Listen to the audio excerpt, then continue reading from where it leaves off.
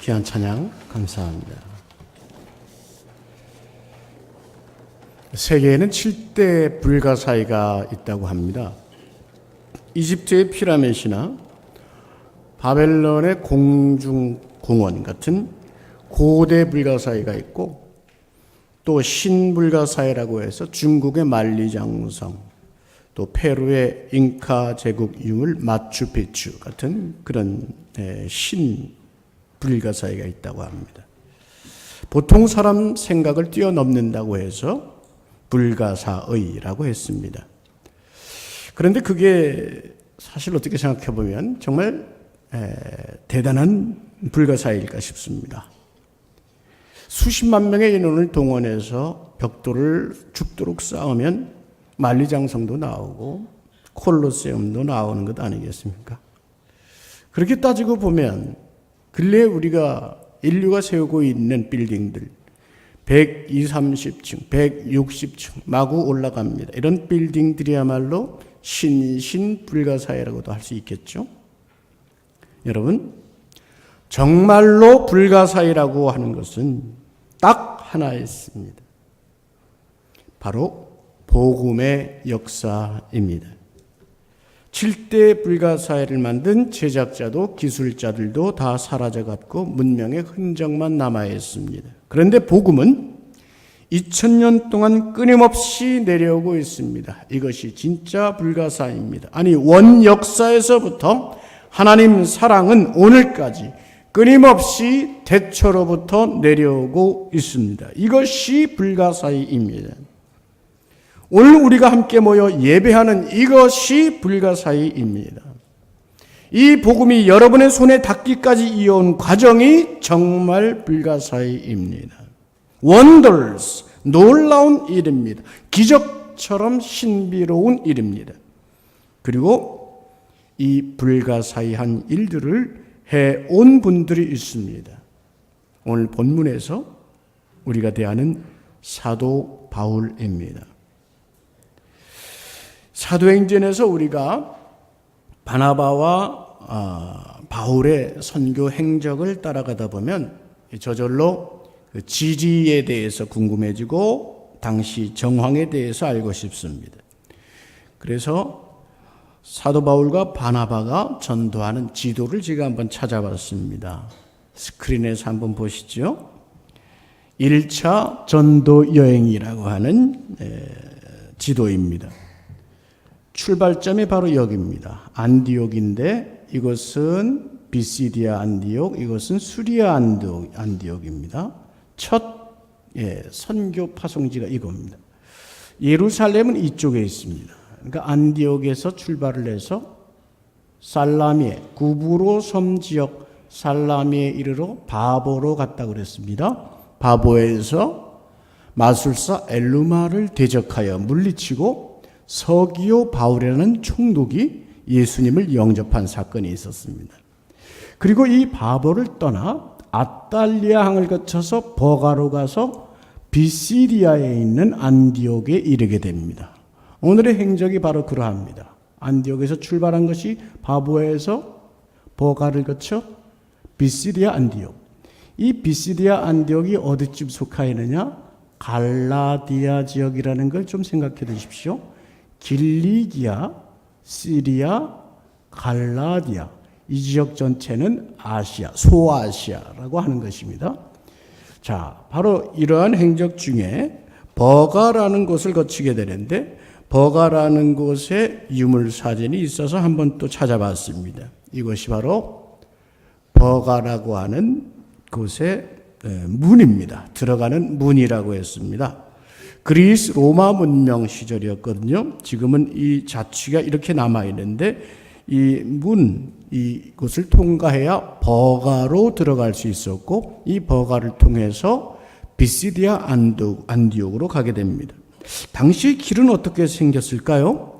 군복무를 해보신 분들은 잘 아시겠지만 일단 진지를 구축하거나 혹은 전략지를 택하게 되면 정말로 중요한 것이 수송입니다.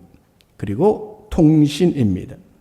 로마는 제국을 확장해 가면서 길을 열심히 닦았습니다. 지금 이 사진이 바로 그 로마의 길입니다. 비아 세바스테라고 부르는 길인데 오늘도 남아 있습니다. 헬라어로 로마의 황제 아우구스투스를 세바스테라고 불렀습니다. 그래서 이 길은 비아 세바스테, 로마 황제의 길이라는 뜻입니다. 이런 길을 보면 지금도 남아있는 이런 길은 로마 문명이 얼마나 대단했던가 놀라움을 줍니다. 그런데 성경을 보게 되면 더 놀랍게 되는 것이 있습니다. 하나님의 손길입니다.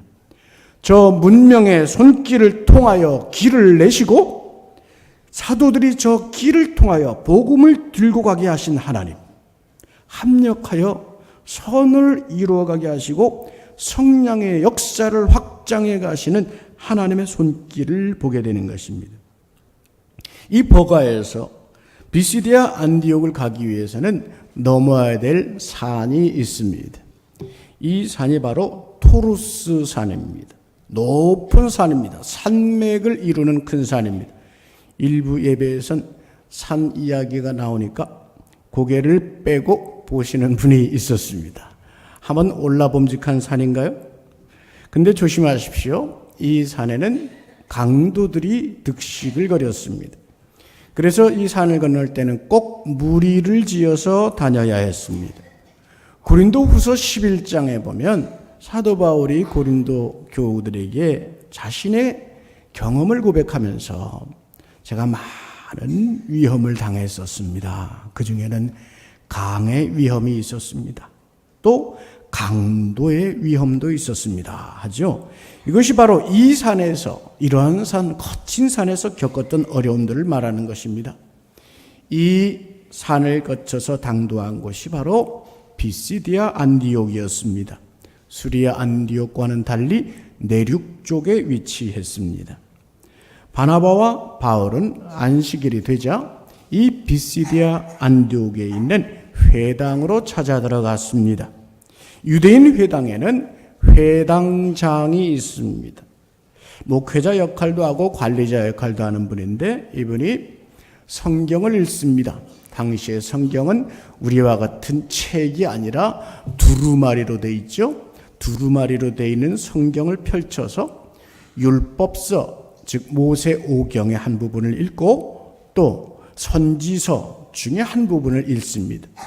오늘도 회당장이 이 성경 두 부분을 펼쳐 읽고 바울과 바나바에게 권면한 말씀이 있는지 묻습니다.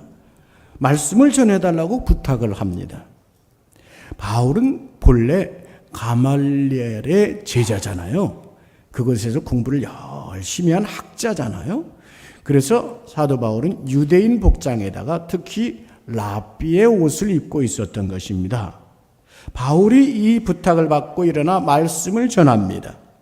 신학적으로 참 중요한 설교입니다. 우리가 본문을 전체 읽지는 않았지만 13절부터 오늘 읽은 직전 25절까지 이 부분이 바로 사도 바울이 전하는 설교의 서론 부분입니다. 제가 오늘 새번역 성경 버전으로 그분의 음성을 대신해서 한번 전해보겠습니다. 그러니까 회당에서 사도 바울이 앞에 나와서 손짓을 하며, 즉 제스처를 쓰면서 이렇게 설교했다는 것입니다. 이스라엘 동포 여러분, 그리고 하나님을 두려워하는 사람들이여, 내 말을 들으십시오. 이 백성 이스라엘의 하나님께서 우리 조상들을 택하셨습니다. 이 백성이 이집트 땅에서 나그네 생활을 하는 동안에 이 백성을 높여주시고 권능의 팔로 그들을 거기에서 인도해 내셨습니다.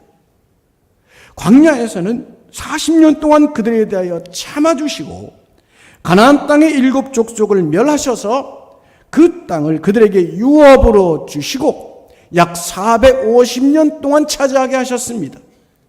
그 뒤에 예언자 사무엘 시대에 이르기까지는 사사들을 보내주시고 그 뒤에 그들의 왕을 요구하기에 하나님께서는 베냐민 지파 사람 기스의 아들 사울을 그들에게 왕으로 주셔서 40년 동안 그를 왕으로 섬기게 하셨습니다. 그 다음에 하나님께서는 사울을 물리치시고서 다윗을 그들의 왕으로 세우시고 증언하여 말씀하시기를 내가 이새의 아들 다윗을 찾아냈으니 그는 내 마음에 드는 사람이다. 그가 내 뜻을 다 행할 것이다 하셨습니다. 하나님은 약속하신 대로 다윗의 후손 가운데서 구주를 세워 이스라엘에게 보내셨으니 그가 곧 예수입니다. 그가 오시기 전에 요한이 먼저 회개의 세례를 모든 이스라엘 백성에게 선포하였습니다. 요한이 자기의 달려갈 길을 거의 다 갔을 때에 말하기를 여러분은 나를 누구로 생각하십니까? 나는 그리스도가 아닙니다. 그는 내 뒤에 오실 터인데 나는 그의 신발끈을 풀어드릴 자격도 없는 사람입니다 하였습니다. 바로 여기까지입니다. 방금 율법과 선지서를 읽었다고 했죠. 그 사람들에게 성경 말씀을 요약해서 들려줍니다. 이집트 노예 시절부터 세례 요한에 이르기까지 이스라엘 역사를 훑어내려가면서 하나님의 주권적 은혜를 들려줍니다. 그 은혜가 어떻게 이어져 오고 있는지 들려줍니다. 그리고 그것이 예수님으로 이어지며 본론으로 가서 어떻게 구원의 은총이 이루어지는지를 들려줍니다. 그것이 오늘 우리가 읽은 26절에서 41절까지의 말씀이었습니다. 이 본문에는 바울이 전하고 하자는 핵심 메시지가 있습니다. 그 중에 핵심되는 단어를 5개만 골라볼 수 있다면 이렇습니다. 첫째가 29절에 나와 있는 나무입니다. 십자가의 죽음을 뜻합니다. 중요한 우리 기독교의 핵심 단어죠.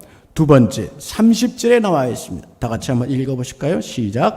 하나님의 살리심, 부활을 뜻합니다. 죽으심과 부활, 별것 아닌 것 같지만 정확하게 요약해서 전하고 있는 말씀드립니다. 세 번째, 38절에 있는 말씀입니다. 다 같이 시작. 죄사함, 대속의 은총, 구속의 은총, 구원의 은총을 말합니다. 네 번째, 39절의 말씀, 다 같이 시작. 의롭다 하심, 그렇습니다. 소위 칭의, 이신득의라고 하는 하나님이 의롭다 해주시는 은혜. 마지막 5번째, 39절에 있는 시작. 믿는 자, 믿음입니다. 이 5가지를 이 핵심 주제로 해서 설교하고 있습니다. 놀랍게도 이 설교 후에 몇 달 후에는 사도 바울이 갈라디아서를 쓰게 됩니다. 그리고 이 5가지의 주제는 갈라디아서의 주제와 똑같습니다. 또 사도행전 2장에 오순절날 사도 베드로가 설교를 하였죠.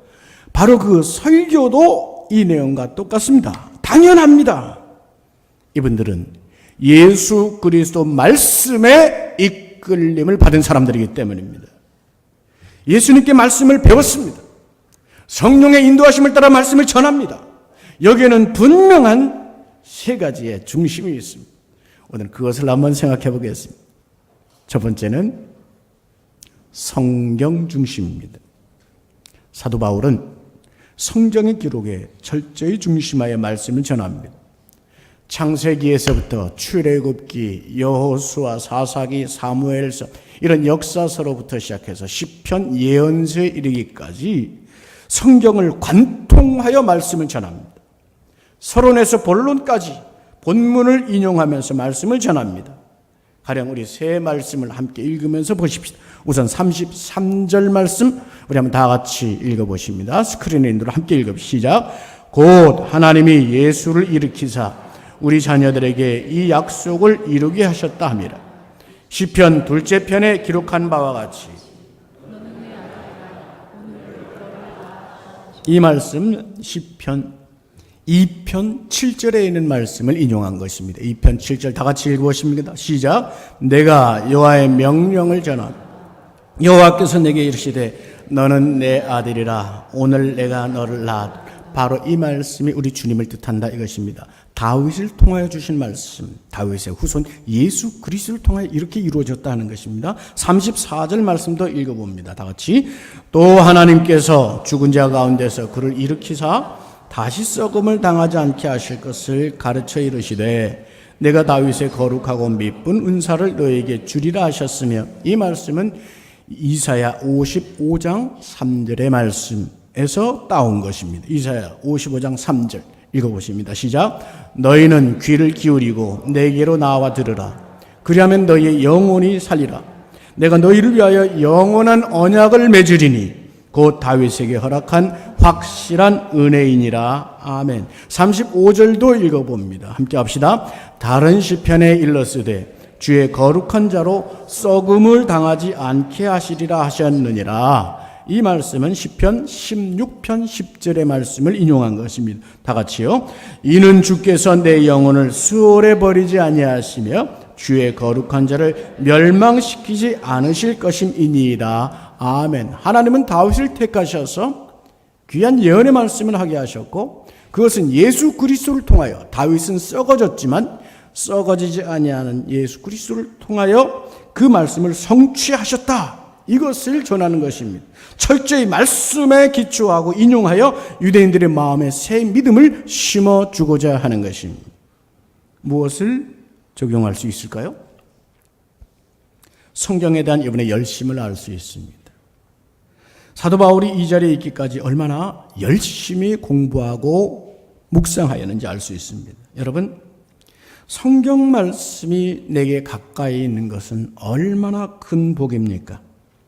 성경은 우리를 천국길로 인도하는 안내서입니다. 동시에 내 영혼이 참된 힘을 얻게 하는 진리의 양식인 것입니다. 그러므로 성경 말씀을 붙들고 큐티하고 묵상하고 그 성경 말씀을 공부하는 것은 정말로 힘있고 놀라운 것입니다. 2018년 벌써 전반기가 지나가고 후반기를 향해 갑니다. 여러분, 인생의 전반기가 지나고 이제 후반기를 향해 간다고 생각한다면 마음의 허리띠를 동여야 합니다. 말씀의 능력이 없으면 안 됩니다. 여러분, 인생이 성경 말씀을 통하여 참된 승리와 참된 힘을 얻으며 참으로 인생 성공의 길로 갈 수 있기를 주님의 이름으로 축원합니다. 둘째, 예수 중심입니다. 사도 바울은 성경의 주인공 되시는 예수 그리스도를 보여주고 있습니다. 앞에 사도 바울이 인용한 시편과 이사야 말씀 외에도 당시의 랍비들은 메시아의 오심에 대한 말씀들을 암송하고 많이 가르쳤습니다. 그런데 바울 사도가 다른 랍비들과 다른 것이 있습니다. 무엇일까요? 이 말씀들은 언젠가 올 메시아에 관한 말씀이 아니라 바로 예수님을 말씀하는 것이요, 이 예수님이 이 말씀을 성취하신 바 되었다, 그것을 깨달아 전하는 것입니다. 그러므로 바울은 29절에 확신 있게 말합니다. 성경에 그를 가리켜 기록한 말씀을 다 응하게 한 것이라. 여러분, 저는 오늘 여러분이 하나님께서 우리에게 구약 성경을 주신 이유를 깨달으시기를 소망합니다. 무엇입니까? 신약 성경은 이 땅에 오신 예수님에 대한 증거입니다. 그렇다면 구약 성경은 새 언약을 위해 오실 예수님의 얼굴을 면면히 담아놓은 책입니다. 히브리서 기자는 믿음의 주요 또 온전케 하신 예수를 바라보자, 믿음의 주요 또 온전케 하시는 이 예수를 바라보자고 합니다. 하나님의 성령님께서 우리의 지식과 우리의 양심과 우리의 경험을 뛰어넘는 이 불가사의한 진리를 깨닫게 하시기를 축원합니다. 하나님은 우리를 사랑하십니다. 얼마나 사랑하시는지 가장 귀한 외아들을 죽여 바로 여러분의 생명을 살리셨습니다. 지금도 하나님께서는 70억 인구 중 가장 독특하고 가장 구체적이고 특별한 방법으로 여러분을 사랑하고 계십니다. 이것이 안 믿어진다면 분명 그 은혜가 너무도 크고 위대하기 때문입니다. 미안하지만 똑똑하고 착한 사람일수록 못 믿는 경우가 많습니다. 똑똑한 사람은, 아니 똑똑하다고 생각하는 사람은 자신의 이성을 믿습니다.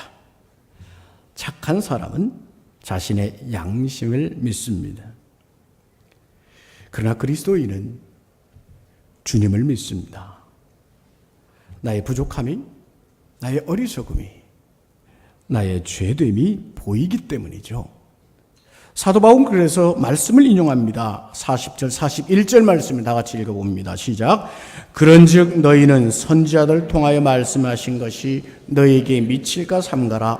일러스되 보라, 멸시하는 사람들아, 너희는 놀라고 멸망하라. 내가 너희 때를 당하여 한 일을 행할 것이니 사람이 너희에게 일러줄지라도 도무지 믿지 못할 일이라 하였느니라 하니라. 아멘. 이 말씀은 하박국 1장 5절의 말씀을 인용한 것입니다. 다 같이 한번 읽어보십니다. 시작. 여호와께서 이르시되 너희는 여러 나라를 보고 또 보고 놀라고 놀랄지어다. 너희의 생전에 내가 한 가지 일을 행할 것이라. 누가 너희에게 말할지라도 너희가 믿지 아니하리라. 아멘. 여러분, 믿어지는 것이 쉬울까요? 안 믿는 것이 쉬울까요? 안 믿는 것이 쉽습니다. 왜요? 죄에 오염된 어항 속에 있기 때문입니다. 우리의 작은 눈과 우리의 왜곡된 양심과 우리의 작은 머리로는 저 우주적 사랑을 담으신 하나님의 뜻을 다 알 수 없기 때문입니다. 그로 하나님께서는 성령님을 보내셔서 우리로 믿게 해주시는 것입니다. 이것이 바로 불가사의입니다. 안 믿는 사람 여러분 얼마나 열심히 안 믿는지 아십니까? 근데 믿어지는 사람은 어떻게 된 것입니까? 모두가 하나님의 주권적 은혜 속에서 성령께서 그 심령을 깨닫게 하시고 움직여 주셔서 성령이 그 속에 살아계신 증거인 것입니다. 사랑하는 여러분, 오늘 예수님을 볼 수 있기를 주님의 이름으로 축원합니다. 성령께서 열어주시는 눈을 통하여 성경 속에서, 예배 말씀 속에서, 사건과 상황 속에서, 심지어 여러분들의 삶의 자리에 시험과 고난 속에서 내 손을 꼭 붙드시고 절대로 놓지 아니하시는 주님의 손 붙들고 걸어가는 여러분 인생 되시기를 주님의 이름으로 축원합니다. 마지막 셋째, 증거 중심입니다. 바울은 지금 비시디아 안디옥 회당에서 유대인들에게 예수님을 증거하고 있습니다. 그 증거 중에 또 다른 증거자들이 있다는 사실을 들려줍니다. 30절, 32절 말씀 우리 마지막으로 다시 한번 읽어봅니다. 함께 합시다. 하나님이 죽은 자 가운데서 그를 살리신지라. 갈릴리로부터 예루살렘에 함께 올라간 사람들에게 여러 날 보이셨으니 그들이 이제 백성 앞에서 그의 증인이라. 아멘. 무슨 말입니까? 주님이 부활하신 것을 본 사람들이 있다는 것입니다. 갈릴리에서 예루살렘까지 주님과 동행했던 사람들입니다. 제자들이 있습니다. 특히 갈릴리에서 십자가까지 함께한 신실한 여인들이 있었죠. 이 모든 사람들이 백성들 앞에서 증인이라 증거하고 있다는 사실을 들려줍니다. 그러므로 우리도 전파하노라 말씀하고 있습니다. 교회는 태동으로부터 증인 공동체였습니다. 부활하신 주님을 만난 막달라 마리아의 증거, 감옥에 갇히고 채찍에 맞으면서도 죽기까지 주님을 증거했던 베드로의 증거, 반모섬에 유배를 당하던 요한의 증거. 오늘 사도 바울은 회당에서 자신을 만난 예수님을 전합니다. 그리고 지금 대한민국 전역에서 세계 만방에서 교회마다 주님의 이름이 전파되고 증거되고 있습니다. 성령님의 역사는 오순절 강림 후에 이렇게 이어져 오고 있습니다. 그리고 그 역사는 여전히 땅끝을 향해 나아가고 있습니다. 우리가 바로 그 증거 공동체를 살아가는 불가사의 속에 있다는 말입니다. 원더 속에 살아가고 있다는 말입니다. 원더풀 네이션이라는 것입니다. 말씀이 이끌리는 사랑으로 우리가 살아가고 있는 것입니다. 말씀 마치겠습니다. 여러분, 여러분의 인생은 얼마나 소중합니까? 오늘 장로님도 기도 중에 언급하셨지만 이 유한한 인생의 시간 얼마나 이 인생 소중한 한 걸음 한 걸음을 살아가고 계십니까? 그런데 누군가 이 인생에 내게 제일 소중한 것이 무엇이냐 묻는다면 여러분 무엇이라 답할까요? 우리 베들기의 교인이라면 아마 내 인생에 제일 소중한 것은 우리 예수님이라고 고백하리라 믿습니다. 이 고백이 말씀에 이끌리는 인생입니다.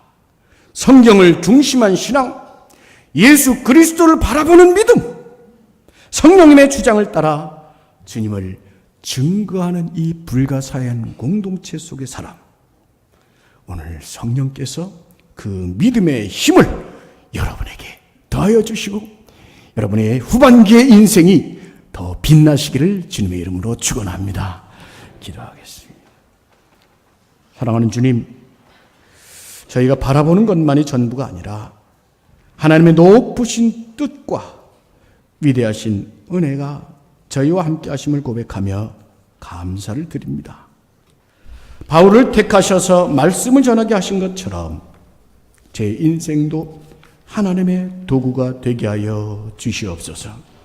말씀의 이끌림을 받는 사람이 되게 하여 주셔서 성경을 묵상하며 예수 중심한 믿음으로 예수님을 증거하는 입술까지 허락하여 주시옵소서. 예수님의 이름으로 기도하옵나이다. 아멘.